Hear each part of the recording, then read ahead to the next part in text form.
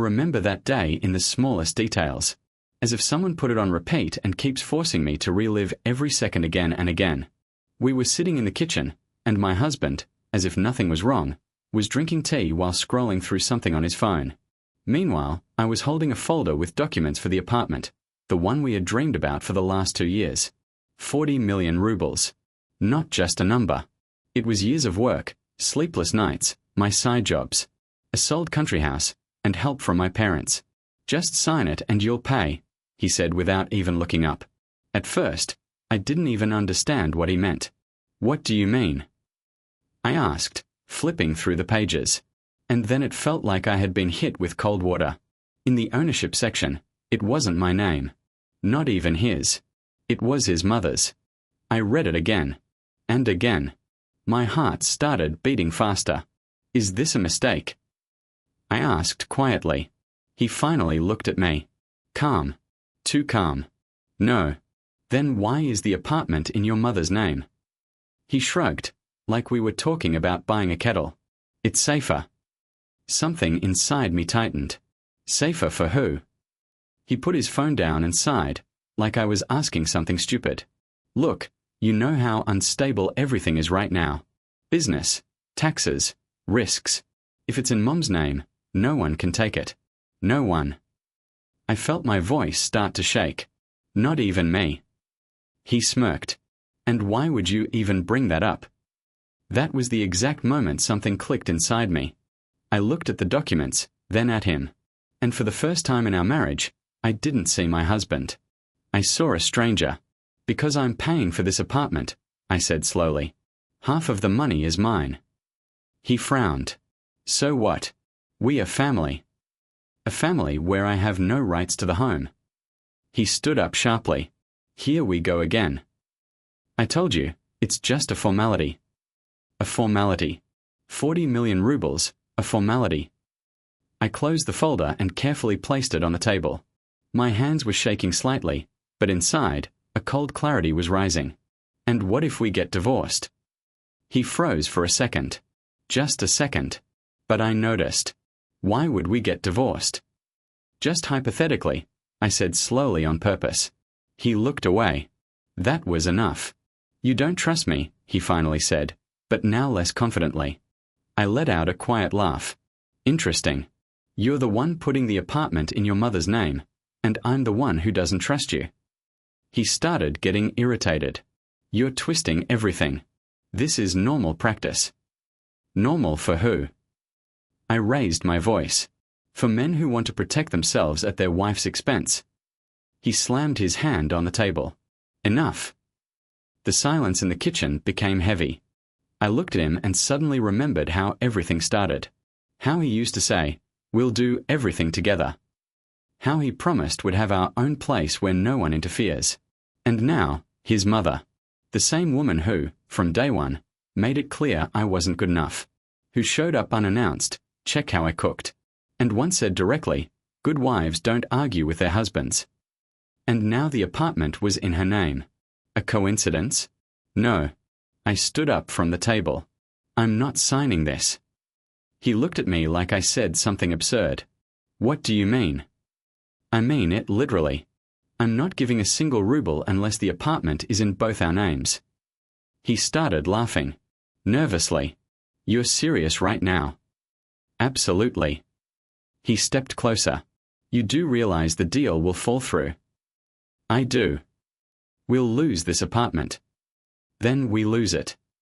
His face changed. There was a hardness in it I had never seen before. You're just making a scene. No, I said calmly. I'm protecting myself. He leaned closer, almost whispering. You're supposed to trust me. I looked him straight in the eyes. Trust isn't registered in someone else's name. He stepped back like I slapped him. And then something happened that I didn't expect at all. From the hallway, we heard keys. The door opened. And she walked in. His mother, with grocery bags and that same smile that always made my hands go cold. Oh, are you already discussing it? She said, taking off her coat. Perfect timing. I slowly turned to my husband. She knew. He stayed silent. She walked into the kitchen like she owned it. Of course I knew, she answered for him. After all, it's my apartment. My apartment. That word hit like a slap. Something hot rose inside me. Yours. I repeated. She placed the bags on the table and looked at me with a slight smirk. Well, formally, yes. Formally. I clenched my fingers. And whose money is it? She smiled wider. In a family, money is shared. I looked at my husband. He stayed silent again. And in that moment, I understood everything. This wasn't about safety. It was a plan, calculated, cold. And in that plan, I was just a source of money. I slowly picked up the folder with the documents, opened it, and started flipping through. She watched me with interest. Go ahead, sign it, dear, she said softly. Everything is already decided. I stopped at the last page, where my signature was supposed to be. The pen was lying next to it. I picked it up. For a second, the kitchen went completely silent. My husband tensed. His mother leaned slightly forward. And I suddenly smiled. But not like before. Completely different. All right, I said quietly. I'll sign it. And at that moment, none of them even suspected what I was actually about to do next. I held the pen above the paper a little longer than necessary. On purpose. Let them think I was hesitating, that I was giving in, that right now I would do exactly what they were waiting for. My mother-in-law was already barely hiding her triumphant smile. My husband stood random, tense, but there was confidence in his glut. He was used to me giving in the end. But this time, everything was different. I lowered the pen and instead of a signature, carefully wrote just one word, refusal. The silence shattered like glass. What is this? He was the first to react. I calmly closed the folder and pushed it away from me. This is my answer. My mother-in-law frowned but quickly pulled herself together. You clearly didn't understand, she said slowly, like she was talking to a child. The deal is practically done. Then finish it without me, I replied. My husband stepped toward me sharply. Are you crazy? We already paid a deposit. We. I raised an eyebrow. We. Or you. He hesitated. And that's when the puzzle finally came together. Wait, I narrowed my eyes. You already invested money. He looked away. Part of it. How much? Silence. I felt a cold anger rising inside me. How much? 10 million, he said quietly. I exhaled. 10. So he was counting on me to cover the remaining 30 for an apartment that wouldn't even belong to me. I thought you'd understand, he muttered. No, I shook my head. You thought I wouldn't ask questions. My mother-in-law cut in. No need to dramatize. This is all for your future. I turned to her. My future in your apartment. She smiled thinly. In a family, everything is shared. Then let's register it for all three of us, I said calmly. Or at least for me and your son. Her face froze for a moment. That's impossible. Why? Because it's already decided. That was it. No explanations. No logic. Just decided. I nodded slowly. Then you already heard my decision. I stood up. My husband grabbed my hand. Wait, let's talk calmly. I looked at his fingers gripping my wrist. Once, that gesture meant closeness. Now, it was just an attempt to hold onto something slipping away. We should have talked earlier, I said quietly and pulled free. I went into the room and started packing my things. Slowly, carefully, as if it were an ordinary day, an ordinary departure. But inside, everything was already decided. A few minutes later, he appeared in the doorway. Are you really leaving? I placed documents into my bag. Yes. Because of some formality. I stopped and looked at him. No. Because of betrayal. He ran his hand through his hair as Dragona. You're making this complicated. No, I said calmly. You made it simple. Simple enough to say, let her pay, but give her no rights. He opened his mouth to argue, but no words came out. And that silence said more than any excuse. I zipped my bag. I'll transfer your part of the deposit, he said suddenly.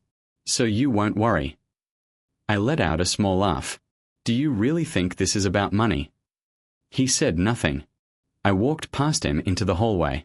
My mother-in-law was still sitting in the kitchen. When I appeared, she looked up at me. You'll regret this, she said calmly. I put on my coat. Maybe, I replied. But decisions like this aren't made out of emotion. And plans like yours aren't made without calculation. She narrowed her eyes. You'll destroy your family. I looked straight at her. You can't destroy something that never really existed. She turned away. I opened the door and suddenly heard behind me. Wait. My husband. I stopped, but didn't turn around. If I put the apartment in both our names, will you stay? I slowly turned. He stood in the hallway, confused. Truly confused for the first time. Are you serious right now? I asked. Yes. And your mother? He pressed his lips together. Silence. And in that silence was the answer. I shook my head. Exactly. He stepped closer. I can fix everything. No, I said quietly. You can change the documents, but not what you already did. He froze. I opened the door. Cold air hit my face. You're leaving just like that? He asked. I looked at him one last time. No, I said. I'm leaving the way I should have left a long time ago. And I walked out. The door closed behind me with a soft click. I stood on the Lesnishna Plashatka, gripping the handle of my bag. My heart was beating fast, but inside there was a strange feeling of lightness, as if I had just walked out of a room that had been suffocating me for a long time. My phone vibrated. A message from him. Let's talk. I looked at the screen, then at the stairs below, and simply turned the phone off. There was a lot of uncertainty ahead. Maybe mistakes. Maybe fear. But one thing I knew for sure. I would never again sign my life under someone else's name.